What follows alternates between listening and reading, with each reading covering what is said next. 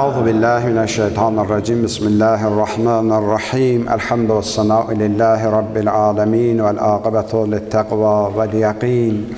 Vessalatu vesselâmu alâ eşrefil enbiyâ'i ve'l mursalîn. Habibina ve habibi ilâhil âlemin. Ebu'l Qâsim Muhammed sallallahu aleyhi ve âlihi ve sellem. وعلى أهل بيته الطيبين الطاهرين المعصومين ولعنة الله على أعدائهم أجمعين من الآن إلى قيام يوم الدين رب اشرح لي صدري ويسر لي أمري واحلل عقدة من لساني يفقه قولي صدق الله العلي العظيم عباد الله أوصيكم ونفسي بتقوى الله Əziz müminlər, bir daha özümü və sizləri ilahi təqvaya riayət eləməyə dəvət edirəm. Allah mütəal bizləri təqvalı yaşamaqda müvəffəq eləsin inşallah. İnsan yaradılışdan mərhəmət duyğuları ilə yaradılmış bir varlıqdır və insan cəmiyyətdə bir-biri ilə ünsiyyət quran bir varlıqdır. İnsan kəlməsini neçə dənə məna aliblər, Allah ki, bu adı bizə verib. Onlardan da biri üns kəlməsidir, deyirlər. İnsan üns kəlməsindən götürülüb. Yəni, bir-biri ilə əlaqədar yaşayan varlıq. Və insanın fitrəti, ruhu, eyni zamanda dinimizin tövsiyələri bizə budur ki, insanlar bir-biri ilə sülh, mehribanlıq içində yaşasınlar. Və hətta İslam dininin adının bir mənası da nədir? Sülh, əmin-amanlıq dinidir. Bir hədis-i qüdsüdə əziz Peyğəmbərimiz Allah mütealdan bir kəlam bizlərə çatdırır. Həzrət Peyğəmbər Əkrəm buyurur ki, Allahın kəlamıdır. Allahın sözündə buyurur, ya ibadi, inni haramtu zulmə alə nəfsi və cəəltuhu beynəkum muharramən fəla təzləmu.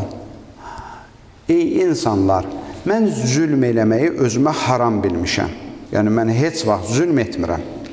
Allah bəndələrinə heç vaxt zülm etməz Quranın ayəsidir. Və məllahu zulmən lil-ibad. Allah heç vaxt bəndələrinə zülm eləmir.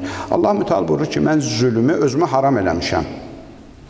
Ay bəndələrim, sizə də haram eləyirəm, qadağan eləyirəm, bir-birinizə zülm eləməyin. Zülm elə bir məsələdir ki, mütləq insanın özünə qayıdacaq. Tarix, bəşər bunu göstərməyib ki, bir nəfər zülm eləsin, amma zülmünün cəzasını görməsin. Bu mütləqdir. Rüstəm Zal eşitmişsiniz də tarixdə, böyük pəhləvan olub. Bunlar Zalın oğlanları idi, iki qardaş idilər, Rüstəm və İsfəndiyar. Bunlar öz aralarında həmişə güləşərdilər və həmişə İsfəndiyar Rüstəmə qələbə çalardı. Bunlar böyümüşdülər, artıq pəhləvan olmuşdular, öz aralarında vuruşardılar. Yenə də İsfəndiyar Rüstəmə qələbə çalardı. Bir gün oturdu, düşündü ki, mən nə iş görüm ki, qardaşıma qələbə çalam, bacarmıram bundan. Bunların artıq aralarında bir düşmənçilik yaranıb, bir kin, ədavət yaranıb. Bu bir dənə ağacın budağını kəsdi, iki tərəfli ox düzəltdi ağacın budağından. Həmin oxla atdı, öz qardaşı İsfəndiyarın iki gözünü də kör elədi. İki haçalı ox düzəltdi, hər iki gözünü eyni zamanda vurdu, kör elədi. Kör eləyəndən sonra öz qardaşı İsfəndiyara qələbə çaldı. Atası Zal deyir ki, mən bilirəm bu oğlumun gözlərini kör eləməyinin səbəbini. Çünki oğlum İsfəndiyar uşaq vaxtı bir ağacın budağı ilə qonşunun uşağının gözünü vurub deşmişdi, gözünü kör eləmişdi və o ağacı gətirib bastırmışdı həyətimizdə, o ağacın budağını. O budaq böyümüşdü, bu ağacdı. Həmin ağacdı ki, qardaşı onun budağından onun gözü üçün ox düzəltdi və gözlərini kör elədi. Tarix bu cür ibrətlərlə doludur əzizlərim. Yəni, dünyanın harasında olursa olsun. Bu günləri bir dənə zülm ağacı əkən varsa, o ağacdan özü məhv olacaq. Bir dənə fitnə ocağı quran varsa, o fitnə ocağında özü yanacaq. Gec olacaq, amma mütləq olacaq. Çünki bu ilahi ədalətdir, ilahi sünnədir, dəyişmir. Tarix boyu hər yerdə ki, bir zülm olub, zülmün özü qayıdıb, o zalimin özünə mütləqdir, bu qaçılmazdır. Bu ilahi bir sünnədir.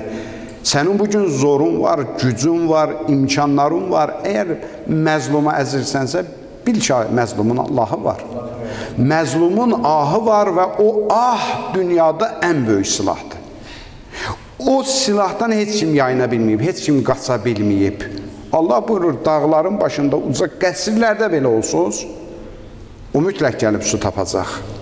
Və zülmün ən böyüyü də bəşərdə bu günləri, bəşəri qorxu altında saxlayan terrordur ki, dinimiz terrorun hər növünü qınıyır, hər növünü qınıyır. Bu yaxınlarda cümlələrdə terrorun barəsində danışmışdıq. Terrorun mənası, onun zərərləri cəmiyyətdə, bəşərdə, onların barəsində danışmışdıq. Terror istəyir elə bomba atıb terror eləmək olsun, istəyir insanları qətl eləməklə olsun, istəyir insanlarda xof yaratmaqla olsun, qorxu altında, təzyiq altında saxlamaqla olsun. Bu da terrorun bir növüdür. Yəni, terrorun elə lüğəti mənası da budur ki, insanları qorxu altında, baskı altında saxlamaqdır. Bunlar hamısı terrorun növləridir.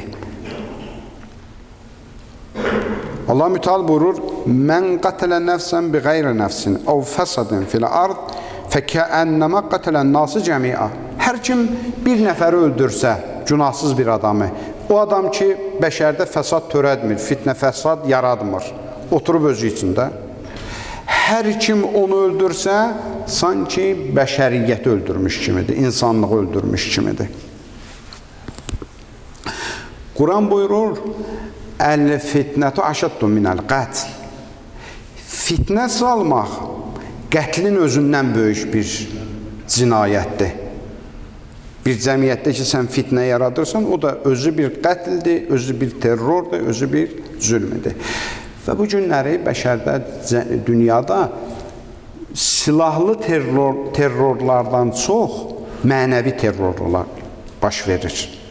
İnsanların mənəviyyatına hücum, insanların əqidəsinə hücum, insanların dəyərlərinə, mental dəyərlərinə hücum. Bugünkü hər yerdə təbliğ olunur, ailə dəyərlərini baltalayırlar, gəncliyin, mənəviyyatını baltalayırlar. Bunlar özü bir növ terrordur. Və bu terror daha təhlükəlidir, çünki səssiz terrordur. Bir nəfər danışmışıq bunu, yadımdadır. Bir quldur başçısı var idi, bir dəstəsi var idi. Yol kəsən idi bunlar. İnsanların qabağını keçərdilər, insanların əlində nəyi var, alardılar. Bir gün uzun müddət idi, bu səhra yollarında oturmuşlar, dəstə gəlmirdi, karvan keçmirdi. Bunların da əllərində heç nə yox idi, artıq az idilər. Bir gün gördülər, bir karvan gəlir, karvanın qarşısını kəsdilər. Xurcunlarını boşaltdılar, orada nə dəyərli bir şey tapırlar xurcunlarında, götürürlər. Əllərində nəyləri var idi, aldılar, özlərinə dedilər ki, azadsız da, sizə dəymirik, toxunmuruq. Bir yaşlı kişi var idi xurcununda, bu quldur başçısı gördü, bir dəri bağlama var. Açdı, gördü ki, üstündə bir yazı yazılıb. Soruşdu ki, bu nədir, bu dəri bağlama nədir səndə? Dedi, bu Ayətəl Kürsüdür. Mən İslam Peyğəmbərindən eşitmişəm ki, hər kim Ayətəl Kürsünü öz üzərində gəzdirsə, onun canı da, malı da amanda olar. Bu kişi dedi ki, öz dəstəsinə, bunların hər neyi var, qaytarın. Etiraz elədilər, biz bir ayda acıq, əlimizə bir karvan keçib, sən də deyirsən, qaytaraq, dedi, bəli. Dedi, mən etiraf edirəm, mən oğruyam. Mən yol kəsənəm, amma mən insanların malını oğrayıram, mən əqidə oğrusu deyiləm. Bu insanın əqidəsi var Peyğəmbərinə ki, üstündə Ayətəl Kürsü Peyğəmbər deyib gəzdirsən, malın canın amandadır. Bugün bunun malını biz əlindən alsaq, bu Peyğəmbərinin barəsində şübhəyə düşəcək. Axı, Peyğəmbər demişdi bu sözü. Və nə oldu? Əlimdəkiləri aldılar mənim əlimdən. Bu nədir? Bu mənəvi terrordur. Görürsən, adam oğru da olsa, amma mərdliyi, mənliyi var. Əqidəyə hörmətlə yanaşır. Bu günləri dünyada və bizim öz cəmiyyətimizdə də bəzi insanlar çıxıb insanların əqidəsinə terror edirlər. Çıxıb deyir ki, Quran və Qurandan başqa heç nə yoxdur. Hədislər hamısını yığ apar, tök bir tərəfə, ancaq Quranla hökm elə. Əvvəla budur ki, bu cür insanlara kifayət qədər din tələbələri, elm əhli cavab verirlər.